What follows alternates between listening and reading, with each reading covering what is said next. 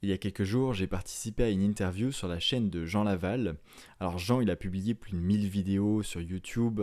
Essentiellement, il parle de bien-être, de méditation, de yoga, de gestion émotionnelle, d'améliorer sa qualité de vie. Aujourd'hui, il a écrit un livre, il est prof de yoga et de méditation, il a créé un centre de yoga ici en France. Et donc, après cette interview, après cet échange, j'ai eu la chance de pouvoir lui poser des questions. Lui poser des questions tout en doute sur le sujet de la colère. Et cet échange a donné lieu à la vidéo que tu vas voir par la suite. Alors, je m'excuse d'avance parce que le son n'est pas très bon, il y a un peu d'écho, mais j'espère que tu trouveras dans cet échange et dans tout ce qu'on a dit avec Jean et dans tout ce qu'on a abordé comme sujet avec Jean, un peu de valeur et des outils qui pourront te permettre de mieux gérer tes émotions peut-être et ta colère. Je te souhaite de passer une excellente vidéo et je te retrouve bientôt. Bonjour Jean, bienvenue sur la chaîne. Comment tu vas? Bah, écoute, je vais très bien. Merci à toi de m'accorder un temps de parole. Ouais, bien sûr, ça me fait très plaisir de t'avoir. Moi, j'ai beaucoup suivi tes vidéos par le passé. C'est toi qui m'as inspiré aussi, dans un sens, à me lancer sur YouTube. Je suis très ravi de t'avoir aujourd'hui. Alors, sur cette chaîne, on parle exclusivement de gestion de la colère. Donc, je voudrais qu'on commence par parler de la colère, par parler de quelques outils de gestion émotionnelle. Selon toi, quels sont les outils qui pourraient nous aider à gérer nos émotions? En tout cas, quels sont les meilleurs outils? Alors, ayant eu des phases de colère, mais personnellement, la plupart de la colère que j'ai eue, je ne l'ai pas forcément eue par rapport à des gens, à d'autres personnes. Je l'ai principalement eue par rapport à moi. Parce que quand tu vis pas la vie que tu veux, au final, tu commences à t'en vouloir aussi, à une certaine période. Et donc, du coup, là où je te rejoins, parce qu'on a déjà échangé ensemble, c'est que la méditation m'a grandement aidé à me libérer de cette colère, parce que du coup, j'étais plus surtout en phase avec la réaction de l'émotion. J'arrivais à ressentir l'émotion, mais pas forcément à la suivre. En fait, elle était là, mais elle me guidait pas. Et à partir du moment donné où l'émotion, en fait, elle ne me guide plus, en soi, il y a plus la manifestation de la colère. Et surtout, grâce au fait de méditer, tu apprends à juste ressentir l'émotion telle qu'elle est. Pas la distinguer comme étant de la colère. C'est juste une émotion que Arrive je à t'en ressens. dissocier un peu. Ouais, tu peux t'en dissocier tout simplement voilà, c'est juste une émotion que je ressens. Elle est ni positive ni négative, c'est juste ce que je ressens dans l'instant. Et le fait de l'observer permet d'une certaine manière, on pourrait dire ça comme ça, de la transcender. Ok. Donc l'outil, selon toi, le meilleur outil, ce serait la méditation. Alors, pour moi, c'est le meilleur outil sur un travail de, on va dire, court, moyen et long terme. Après, sur un court terme tout de suite, quand on a une émotion forte, quelle qu'elle soit, que ce soit la colère ou autre chose, changer son rythme cardiaque de différentes manières qui soient, peut être d'une grande utilité. Que ce soit prendre un bain de glace. Alors, je sais que les gens ils n'aiment pas ça, mais c'est génial. Depuis Le glacé. bain glacé, je ne fais pas tous les matins, mais douche froide tous les matins. En fait, ça va changer ton rythme cardiaque. Respirer très lentement, mais ça, c'est pour les gens qui ont déjà l'habitude de faire des exercices de respiration, parce que sinon, t'es pas, ça te perturbe un petit peu. Mais respirer rapidement, pour le coup, c'est contre-intuitif. Mais bon, dans différentes formes de yoga, on va appeler ça de la respiration du feu, breath of fire, et on va changer notre rythme cardiaque. Et quand on change le rythme cardiaque, l'émotion qui était attachée à un rythme cardiaque n'est plus attachée au nouveau rythme cardiaque. Et à ce moment-là, du coup, sur le court terme, dans l'instant clé, on peut se libérer de l'émotion telle qu'elle est. Donc tu peux carrément changer ton état émotionnel par la Ouais. respiration. Dans le yoga, c'est ça, c'est dans le yoga, ils utilisent beaucoup le souffle quand même pour Ouais. apprendre à modifier l'état interne, modifier l'état mental aussi. Ouais, exact. Dans la plupart des formes de yoga, on va utiliser des respirations lentes. Il y Mhm. a une exception, enfin, il y en a plusieurs, mais il y en a surtout une dans le Kundalini, on va utiliser beaucoup de respiration rapide. Et dans la méditation, normalement, de base, on ne contrôle pas la respiration. On la laisse être telle qu'elle est, subtile, forte, douce.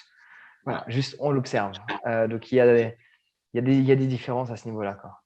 Ah, très bien, ça c'est super intéressant. C'est vrai que gérer ses émotions par la respiration, c'est un exercice aussi qui est plus facile peut-être que simplement par le mental, simplement par la pensée, Mhm. essayer de lâcher les pensées. Donc, si tu avais un exercice à donner pour la respiration pour gérer la colère ou gérer une autre émotion, si quelqu'un a besoin, par exemple, de se détacher de la tristesse ou de la colère ou voilà, de la jalousie ou quoi, ce serait quoi l'exercice que tu donnerais? Peut-être que les gens pourraient aller voir sur ta chaîne aussi si jamais tu as présenter cet exercice. J'ai dû en parler à un moment donné, vu que j'ai partagé quand même pas mal de vidéos. Et alors, ce que je recommanderais, c'est la respiration du feu. Après, il peut y avoir différentes respirations avec un blocage, les poumons pleins ou blocage des poumons vides. Mais rien que le fait de respirer rapidement par le nez. Alors, au tout début, quand on n'est pas habitué, on peut avoir cette sensation d'hyperoxygénation, c'est ça, du cerveau, de par le fait qu'on s'oxygène énormément. Mais rien que ça nous apporte une sensation en soi agréable quand on n'a pas peur et qu'on est habitué. Et à ce moment-là, automatiquement, l'émotion disparaît. Alors, après, il y a quelque chose que je peux recommander, mais ce n'est pas quelque chose qui va fonctionner sur le long terme. Je sais que les gens n'imaginent pas que je pourrais faire ça, mais j'aime bien la boxe, que ce soit de la taille ou de l'anglaise. Clairement, tu te libères de l'émotion. Cependant, tu n'auras pas toujours un punching ball à tes côtés. Et honnêtement, moi, clairement, le sport, aller courir, etc., c'est efficace. Il n'y a pas photo. Cependant, c'est bien de ne pas dépendre uniquement d'un sport, de ne pas dépendre de quelque chose qui peut être externe. C'est utile, on peut l'utiliser, c'est à notre disposition si cela l'est, mais la respiration est toujours à notre disposition. Du moins, tant qu'on est en vie, elle est toujours là. Donc à ce moment-là, on peut… C'est peut-être moins dangereux parce que c'est vrai que je dis toujours à mes abonnés, en tout cas, de pas essayer de ne pas réagir et de devenir violent. On conseille souvent aux gens qui veulent extérioriser leur colère de taper dans un coussin ou quoi. Et c'est vrai que quand on n'a pas ce coussin sous la main ou de crier, et c'est vrai que quand on n'est pas la possibilité d'être seul ou quand on n'a pas un coussin sous la main, on peut vite devenir violent et crier avec quelqu'un en face de nous et c'est peut-être pas la meilleure solution. Mais Je suis d'accord. Le sport nous aide à extérioriser cette énergie qu'on accumule en nous.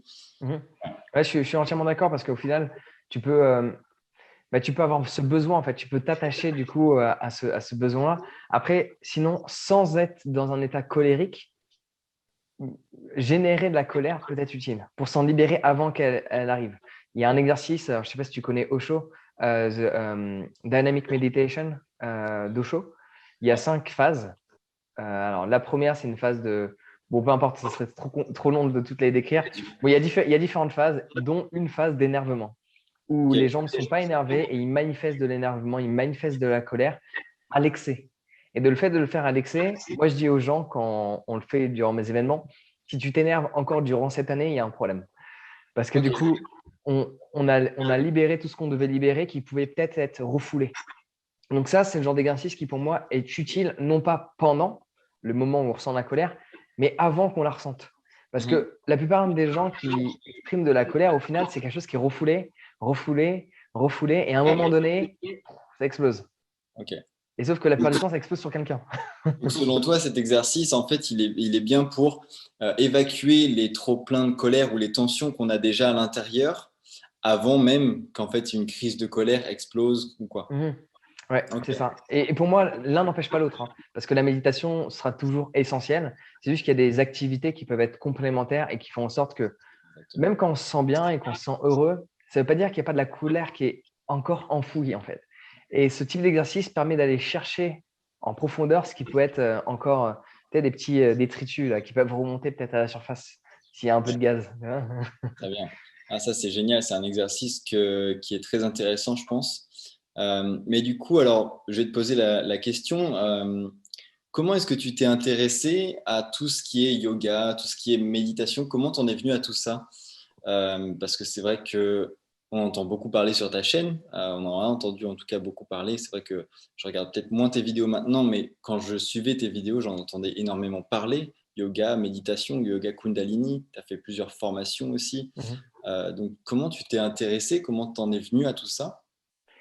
Alors, la méditation, bon, je pense que ça vient d'un mal-être. Comme la plupart des gens, je pense, qui s'intéressent à la méditation ou à tout ce qui est philosophie de l'Est en grande partie.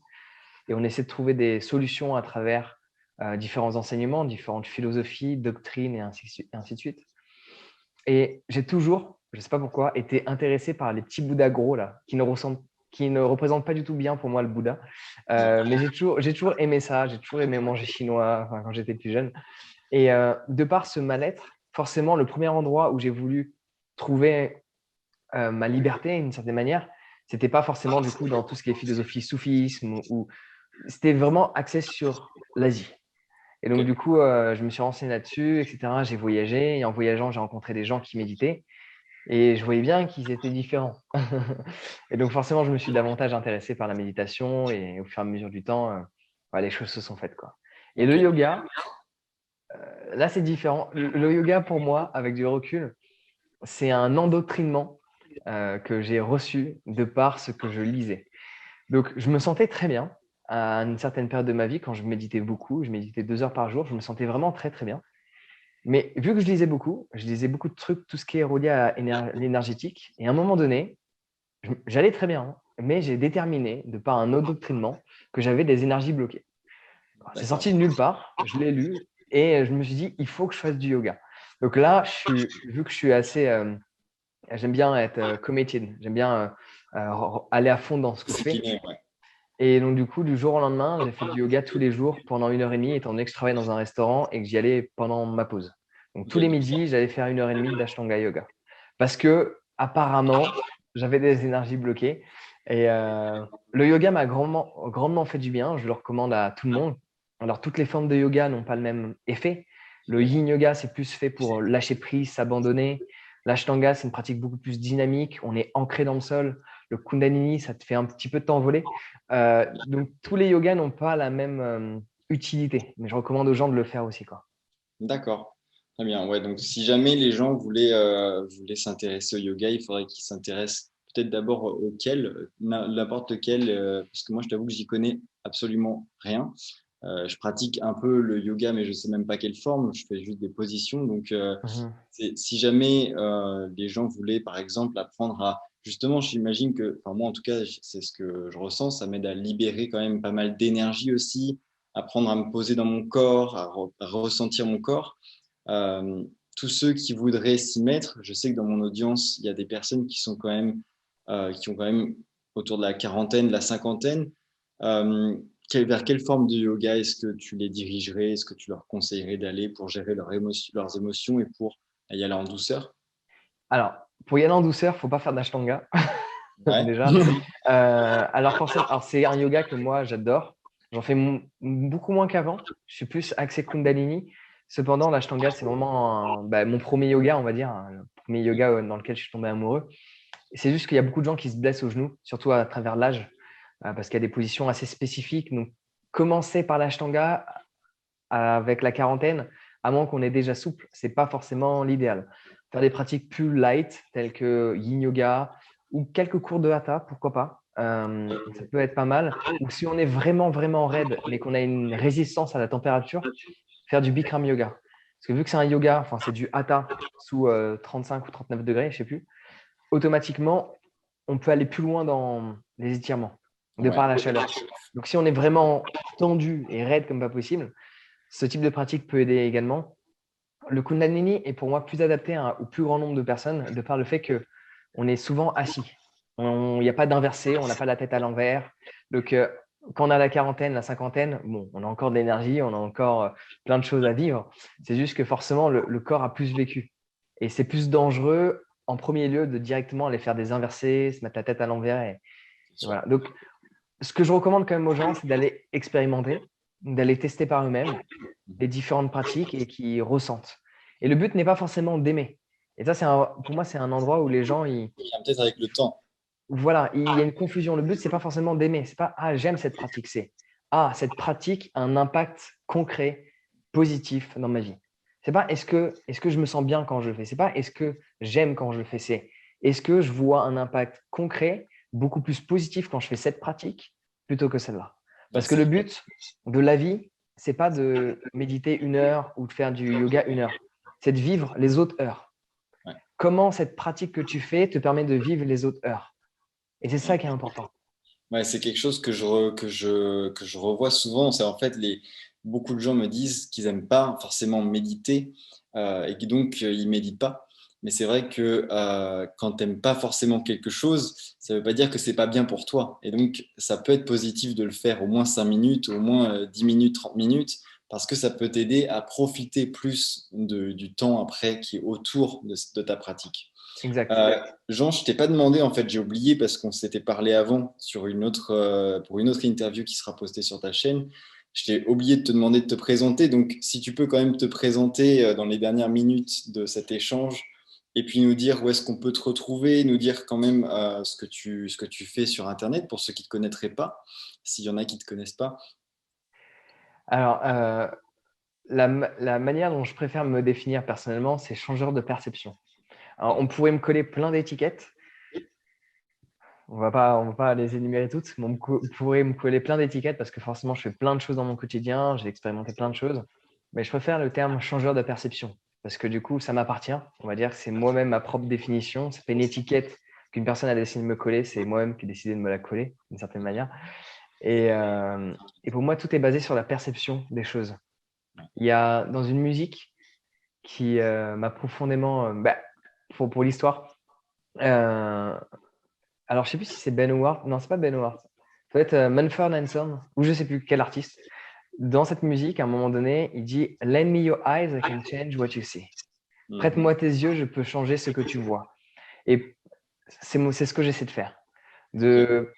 Pendant un instant d'une courte vidéo, prendre les yeux de la personne et lui montrer autre chose La perception. que ce qu'elle pourrait voir. Donc voilà.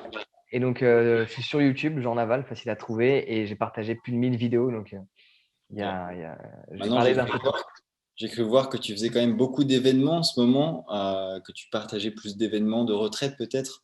Ouais. Est-ce que les gens peuvent te retrouver facilement sur YouTube si jamais ils veulent faire des retraites ou si jamais ils seraient intéressés pour des événements? Ils trouveront les informations, j'imagine, sur YouTube ou sur ton site. Ouais. Sur mon site internet, Jean Laval aussi, j'ai monté un centre de yoga qui est entre Lyon et Vichy. Ok. Et pour moi, c'était important de le faire en France parce que j'ai fait des retraites en Inde, j'ai fait des retraites à Bali, j'ai fait des retraites. Sauf que les gens, ils sont en vacances et en retraite. Ouais. Ils veulent aller au marché et rester ici. Et donc, l'esprit, il est trop confus. Le fait de le faire en France, c'est beaucoup plus bénéfique pour les gens. Alors, certes, c'est vrai que c'est moins vendeur auprès de tes amis. Tu sais, généralement, les gens, ils aiment bien dire ouais, j'ai fait une retraite en Inde. Ouais. Non, la question, c'est est-ce que cela t'a vraiment changé la vie? Est-ce que ça Et moi, je préfère faire une retraite en France qui change ma vie qu'en faire une dans un autre pays. Autant aller dans le pays pour aller dans le pays, plutôt que de se dire le but d'une retraite, en anglais, retreat, c'est being away from, être à l'écart d'eux. Et quand on va dans un pays faire une retraite de yoga, par exemple, alors ça peut être bien, je ne dis pas le contraire, c'est juste que l'esprit, il veut aller visiter le marché. L'esprit, il veut aller visiter le temple. L'esprit, il veut pas gâcher ces 2 petites semaines qu'il a de vacances. Ouais. Donc, il va vouloir tout faire en même temps. Donc, il n'est pas occupé au bénéfice de la retraite, il est plutôt occupé à voyager et à aller profiter du pays, quoi. Exact. Okay. Exact. Ouais, très intéressant. Donc, voilà, donc j'ai monté ce centre de yoga où les gens se sentent bien. Donc là, je fais mon petit dernier événement cette année. Les prochains, ce sera l'été d'après. Et histoire de prendre le soleil un petit peu, faire comme toi, partir au soleil. et voilà quoi. Et ben, si jamais vous voulez retrouver Jean, donc n'hésitez pas à aller voir sa chaîne YouTube, son site. Il y a énormément de vidéos, il y a beaucoup de contenu à consulter. C'est très, très enrichissant. Ben, merci à toi pour l'échange. C'était vraiment un plaisir. Ouais, avec grand plaisir. Merci encore d'être venu sur cette chaîne. Au plaisir. À bientôt. À bientôt.